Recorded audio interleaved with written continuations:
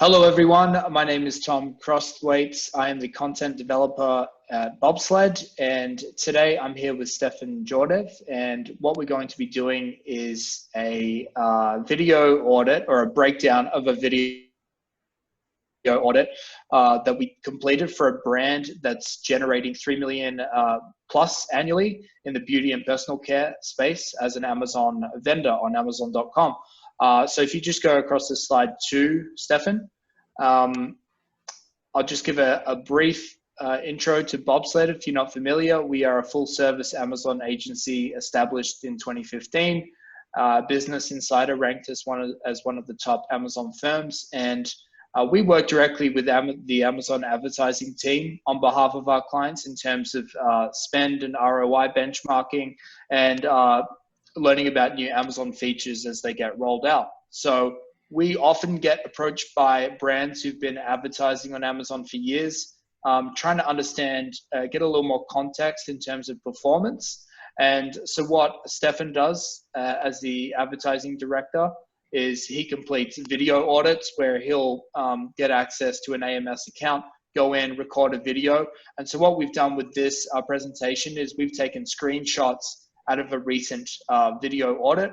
And what Stefan's going to be doing today is just kind of breaking down his main findings from that audit. And yeah, I'll just be following along, asking any questions where things don't make sense. So I'll hand over to Stefan, who is our advertising director. I'm not sure if I mentioned that, and he can get started. Thank you, Tom. So to dive right in, whenever we get access to an account, we try to look at the year-to-date performance. I think the year-to-date performance is long enough to give us an overview of whether spend and sales are trending in accordance with what we would expect of the account, whether it had any potential issues when running the advertising campaigns, and whether there's some seasonality that's at play here.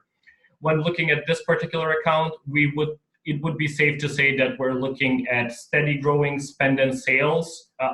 Steady investment in spend and sales with no particular issue to be identified from this slide, with an ACOS that at 18.59% would be considered profitable for this particular category. And just quickly to jump in, this account is spending approximately 500K annually. I mentioned before, it's doing just over 3 million annually in terms of total revenue, and it would be spending in the region of $500,000 on advertising. So yeah, just wanted to mention that. Sure. The next step would be taking a look at the budget distribution. And again, this is something that this particular account is doing in accordance with best practices, I would say. We would be attempting to look at 75% of the budget going towards sponsored products at least, followed by sponsored brands and sponsored display. Again, we've summarized the results here in this slide, and this would be a good ratio to have when it comes to budget distribution. Great.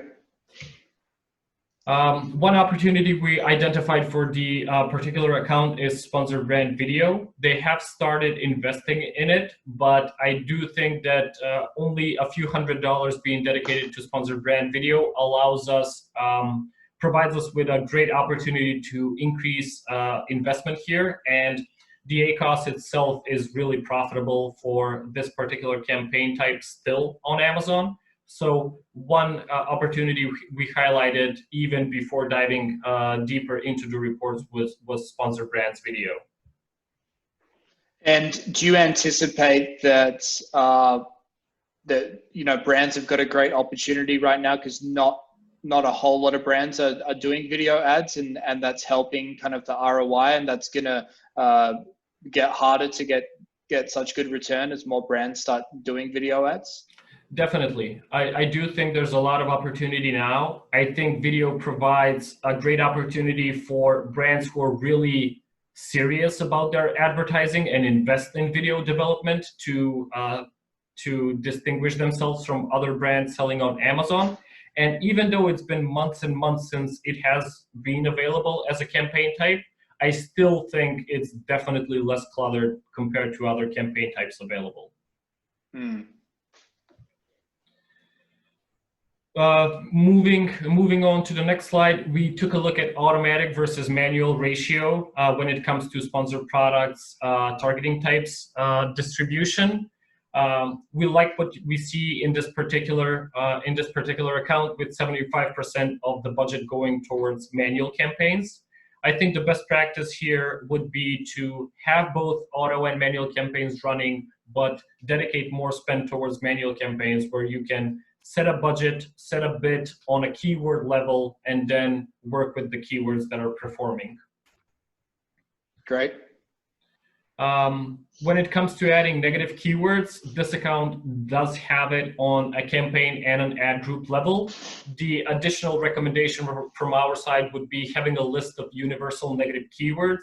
Even before launching a campaign, a brand would be able to tell if some keywords are just not applicable to their product types or certain products that are being advertised, and having a list of negative keywords to add to the campaign at the point of launch would be able to prevent you from spending even before that unwanted spend occurs.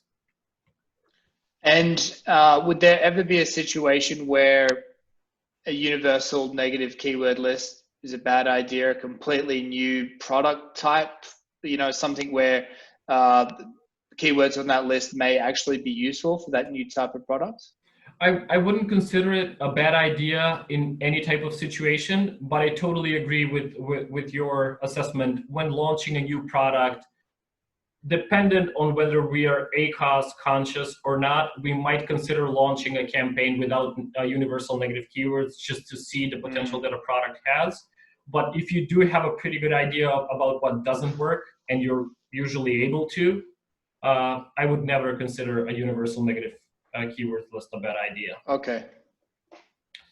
On the next slide, we are diving into the bid management schedule. And what we can say here is we definitely recommend implementing a software solution when it comes to bid management. A lot of accounts are relying on it these days.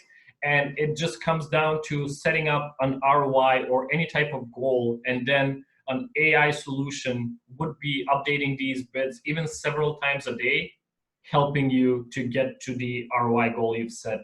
It really comes down to the advertising manager or the PPC manager or whoever is overseeing the accounts to just look at the rules set up, see if there's any intervention there, or if they need to update anything in terms of how the structure is being set up.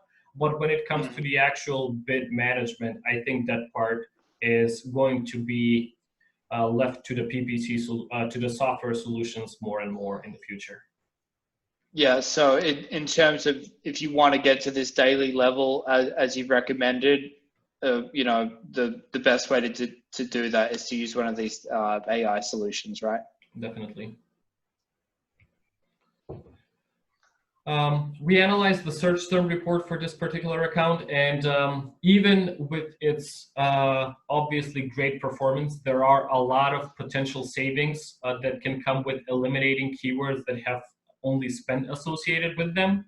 We took a look at the last 60 days, and there are several keywords that can be nominated for elimination. Either it's pausing the keyword or adding a negative exact.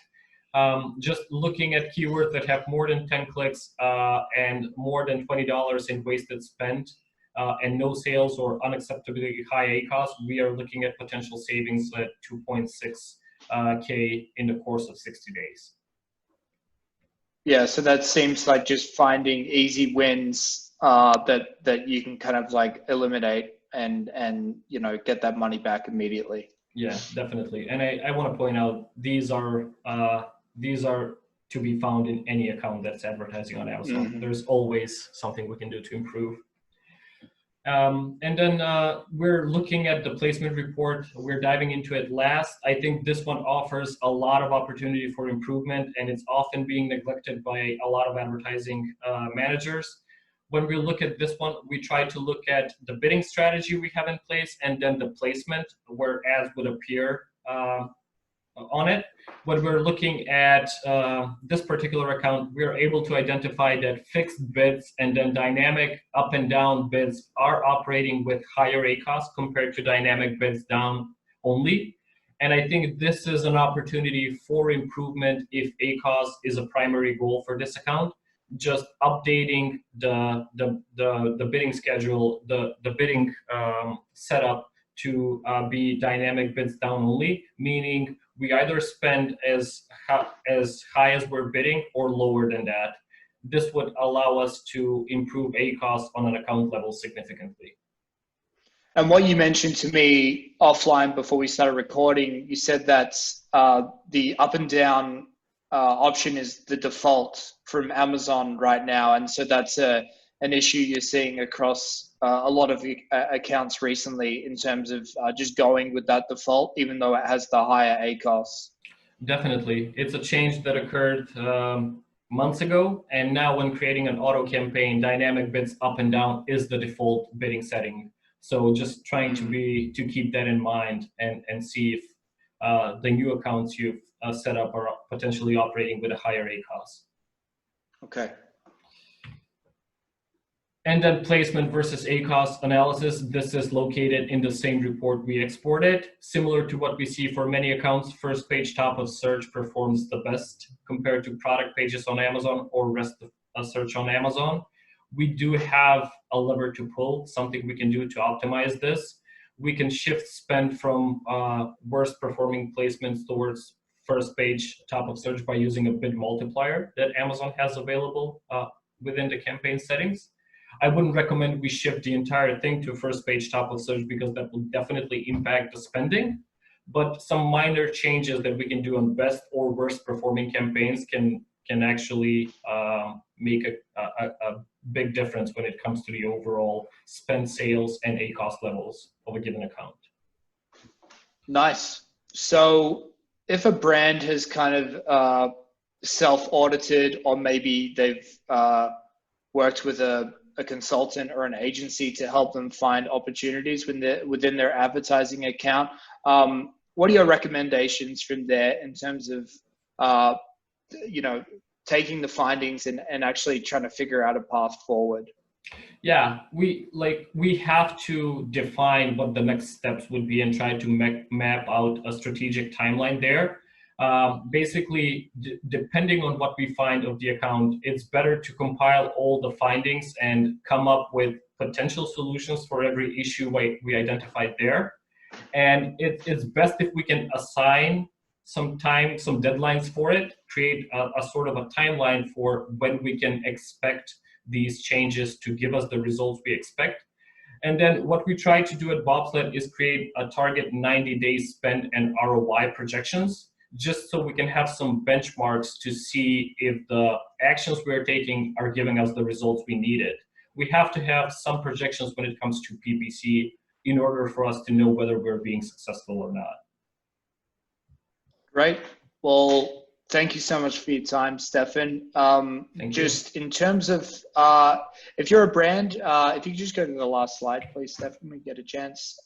If you're interested in Stefan and his team putting together a PPC video audit, if you're spending over 500K annually on Amazon PPC, click the link. We're going to include that either in the comments or the video description, depending on what platform you're watching, and one of our team will be in touch to talk about next steps. But thank you so much for watching, and yeah, stay tuned.